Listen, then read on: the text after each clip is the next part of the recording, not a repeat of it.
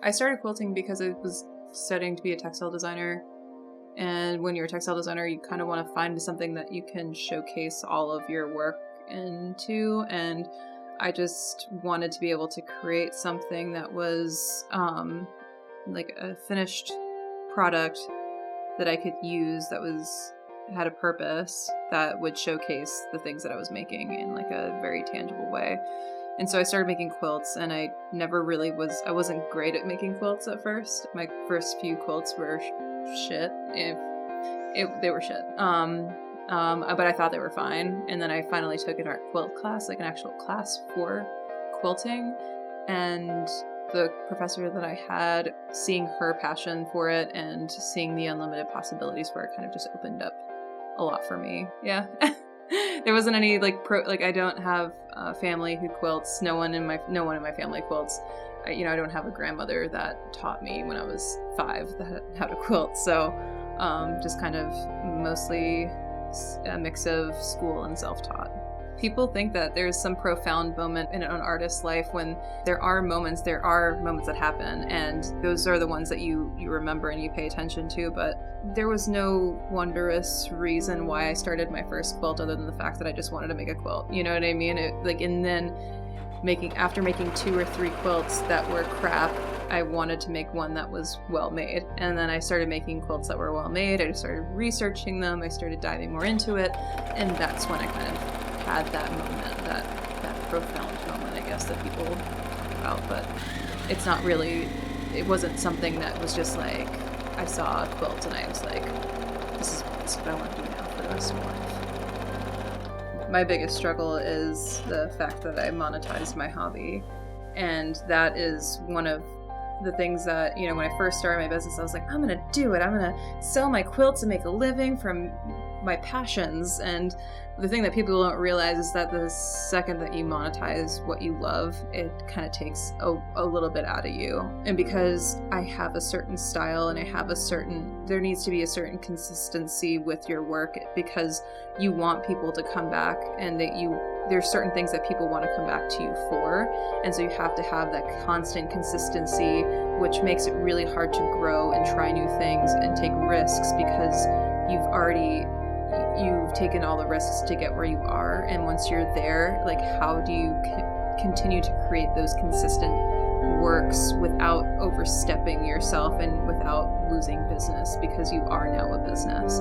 Whereas when you're just making art for yourself, you can take those risks, you can do the things that you want to do without feeling like you're going to lose something. You can grow subtly, but I feel like if I were to take a complete left turn, it might be massive risk on something that I've taken years to grow. I try to work on a pyramid, so not a pyramid scheme, but like a pyramid where my bread and butter is on the bottom level, and that's what I make most of. That's what I know will do well. That's what I know people come to me for.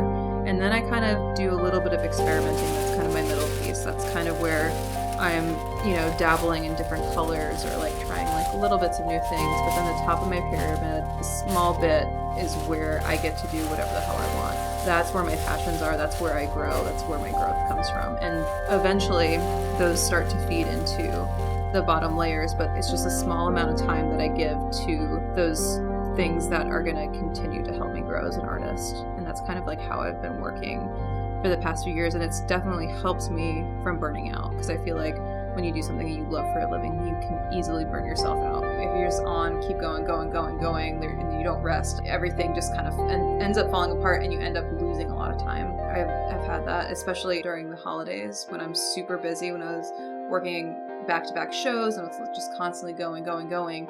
As soon as the holidays were over, I gave myself a 2-week vacation that ended up extending into like a 3.5-week vacation, because it was so hard for me to go from non-stop to full stop. Taking those much needed breaks is really tough, I think, to go from 0 to 60 and then back down to 0 again. And I can't ever be at 0. It's really hard for me to be at 0, because when I'm at 0, I stay at 0 for too long.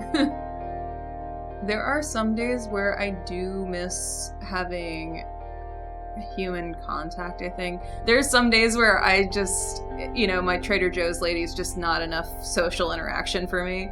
It's a little tough, I think, because when I was working in an office, it was more collaborative. I was working with other artists at the time, even though it was a corporate job. There was a little bit more creativity, like exchange with people, and you're not doing it through the internet, so there's a little bit more personality to it. I miss that. I do miss a little bit of stability, just knowing that I'm going to be getting paid every week, not having to be like, should I run a sale right now so I can make my utility bills, like should I put a free shipping on my site so that people are more eager to buy right now, because you do have to do that. And it's also tough too when you have a brand name that people think that there's a team behind. It's just me. Like, I'm fulfilling orders, I'm answering all your emails, I'm making all the things, and people think that you're a machine basically making stuff.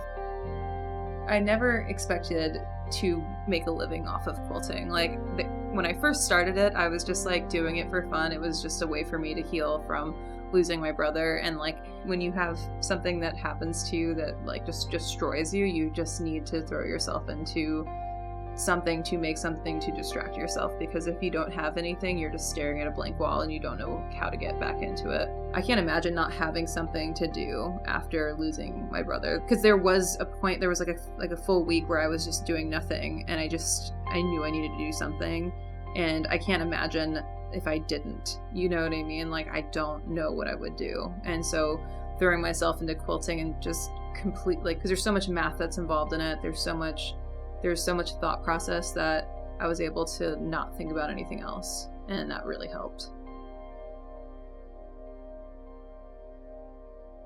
My name is Arianna Caggiano, and I'm a quilter. What should I do? No help.